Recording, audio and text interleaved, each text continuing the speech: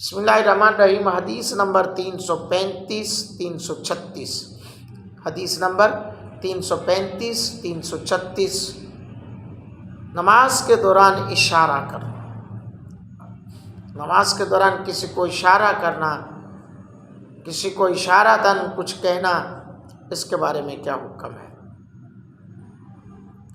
حضرت ابن عمر رضی اللہ تعالیٰ عنہ حضرت صہیب کے بارے میں بیان نقل کرتے ہیں۔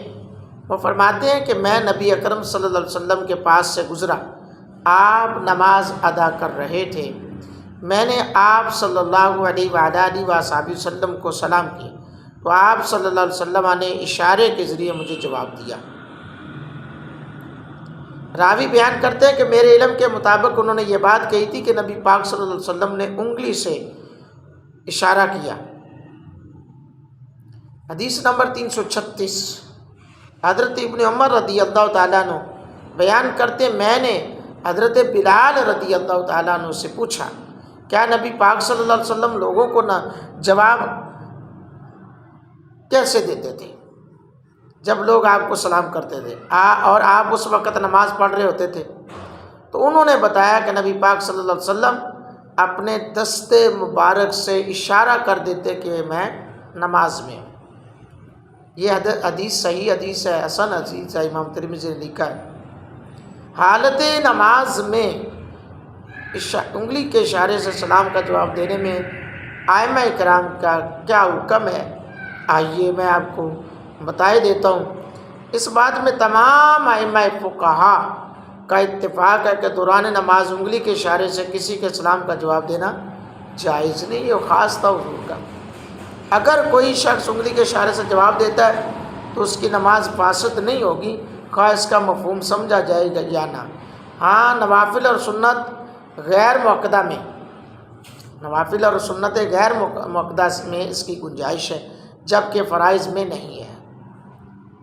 امام شافعی کے نزدیک مستحب ہے، امام مالک اور امام احمد بن حنبل کے نزدیک بلا کراہت جائز ہے۔ انہوں نے احادیث باب سے استدلال لیا کہ حضرت صہیب رضی اللہ تعالیٰ عنہ حضور کے پاس سے گزرے، آپ نے فرمایا میں نے سلام کیا، حضور نے اشارتاً جواب دیا۔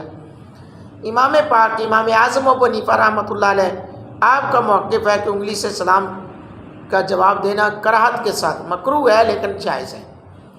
آپ نے حضرت عبداللہ بن مسعود رضی اللہ تعالیٰ عنہ کی روایت سے استدلال لیا۔ اب دیکھیں نا، فقہائے کرام کی عادات شریفہ کیا تھی، وہ دلیل بھی ساتھ پیش کرتے تھے کہ ان کا بیان ہے کہ میں حبشہ سے حضور علیہ السلام کی خدمت میں حاضر ہوا تو آپ نماز میں مصروف تھے، میں نے سلام کیا تو آپ نے جواب نہ دیا۔